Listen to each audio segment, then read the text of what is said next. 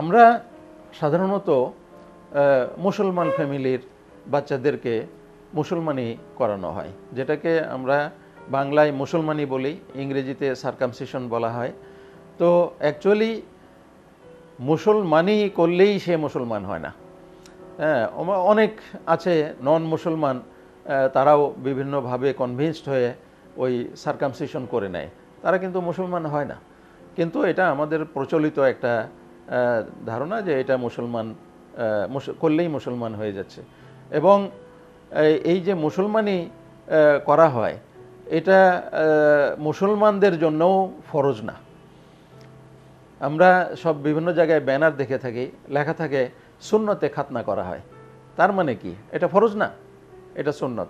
কাজে কোনো মুসলমান কোনো কারণে যদি তার বাচ্চার মুসলমানি করা না যায়, তাহলে সে বাচ্চাটা যে মুসলমান হয়ে উঠল না এমন না। এখন এই যে মুসলমানি, এটা জিনিসটা আসলে কি? জিনিসটা হলো বাচ্চাদের জন্ম থেকেই তার পুরুষাঙ্গের সামনের দিকটা স্কিন দিয়ে একেবারে ওর টিপটা সহ কাভার করা থাকে, এটাকে ফোর স্কিন বলা হয়। এই স্কিনটাকে কেটে রিমুভ করে দিয়ে পুরুষাঙ্গের টিপটাকে এক্সপোজ করে রাখাটাই হলো সার্কামসিশন, মুসলমানি। এখন এই যে স্কিনটা কাভার হয়ে থাকে, এই মাথাটা কিন্তু অতটা ওয়াইড না, মাথাটা ওয়াইড থাকে না বাচ্চাদের বেলায়। বড়দের বেলায় যারা মুসলমানি করে না, বড়দের বেলায় আস্তে আস্তে এটা ওয়াইড হয়ে যায়। কিন্তু যখন টিপটা খুব সরু থাকে, এটা যদি কোনো কারণে, বিশেষ করে ঘুমের ভিতরে অনেক সময় এই স্কিনটা পিছন দিকে পিছলে চলে যেয়ে খাঁচের মতো আটকে যায়। খাঁচের মধ্যে আটকে গেলে এই স্কিনটা আর আপনি সামনে চলে আসতে পারে না। সামনে চলে আসতে না পারার কারণে হয় কি, এই স্কিনটা পুরুষাঙ্গের উপরে শক্ত করে টাইট হয়ে থাকে। টাইট হয়ে থাকলে এই স্কিন যেটা উল্টে গেল, এটা ফুলে ফেঁপে ওঠে, একেবারে একটা ফুলের মতো দেখা যায়। তখন যেহেতু পুরুষাঙ্গের পেনিসের টিপটা এক্সপোজড হয়ে গেছে, তখন যারা স্বল্প শিক্ষিত বা যারা এই ব্যাপারে নলেজ নাই, তারা মনে করে, এবং আমাদের গ্রামেগঞ্জে শহরেও কিছু ফ্যামিলিতে প্রচলিত আছে যে এটাকে পীর সুন্নত বলে। মানে তারা মনে করে রাত্রেবেলা পীর সাহেব বা নবী রসুলরা কারো আত্মা এসে এই বাচ্চাটাকে ঘুমের ভিতরে মুসলমানি করে দিয়ে গেছে। তারা এটাকে আশীর্বাদ মনে করে, এবং মনে করে যে এটা যেহেতু পীর সাহেবে রাত্রেবেলা তার বাচ্চাটার মুসলমানি করে দিয়ে গেছে, এটাকে হাত দেওয়া চলবে না, এটা একটা আশীর্বাদ। এটা একটা ভুল ধারণা। আসলে এটা সার্জিক্যাল এমার্জেন্সি। এটাকে খুব তাড়াতাড়ি এরকম যদি কোনো বাচ্চার দেখা যায়, তাহলে তাকে তাড়াতাড়ি একজন সার্জনের কাছে নিয়ে আসতে হবে, এবং সার্জন এটাকে খুব সহজেই এই ফোর স্কিন যেটা চলে গেছে, পেছন দিকে আটকে গেছে, ওটাকে আবার সামনে নিয়ে আসতে পারে। সামনে নিয়ে আসলে পরে এটা হয়তো একটু খুব হালকা অ্যানাস্থেশিয়া দিতে হতে পারে, বাচ্চাটাকে ঘুমাই নিতে হতে পারে, যেহেতু সে ব্যথায় খুব রেস্টলেস থাকে, সেজন্য ঘুমাই নিতে হতে পারে। ওটাকে সামনে নিয়ে এসে দিলে তখন ওর ওই ইয়েটা রিলিভ হয়ে গেল, যেটা টাইট হয়ে ধরেছিল রিলিভ হয়ে গেল, তার ব্যথাও কমে যাবে, ফুলাটাও কমে যাবে।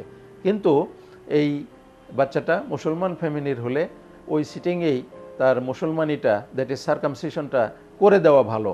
এই জন্য যে ওই যে ঘটনা, এটাকে আমরা দুর্ঘটনা বলি, এটা আবার হইতে পারে।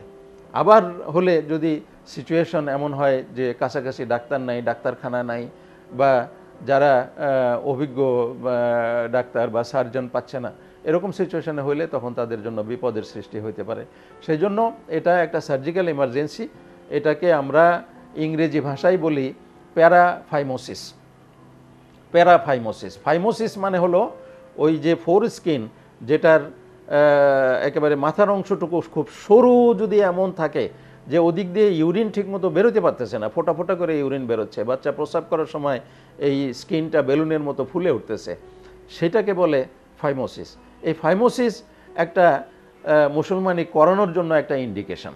আর যখন উল্টে পিছন দিকে যাই আটকে থাকে, সেটার নাম হলো প্যারাফাইমোসিস।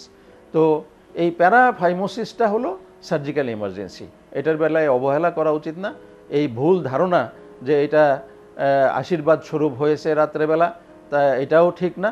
এটাকে ইমিডিয়েটলি ট্রিটমেন্ট করে নেওয়া উচিত, যেন বাচ্চাটার পেনিসের মাথাটা ওই টাইট রক্ত মানে প্যারাফাইমোসিসের রিংয়ের কারণে এটা হয়তো রক্ত সঞ্চালন বন্ধ হয়ে এটা সাংঘাতিকভাবে ক্ষতিগ্রস্ত হতে পারে, এমনকি এটা গ্যাংগ্রিনও হতে পারে, এটা স্ল্যাপড আউট পড়ে যেতে পারে। এরকম যেন না হয়, সেই সিচুয়েশনে যেন না যায়।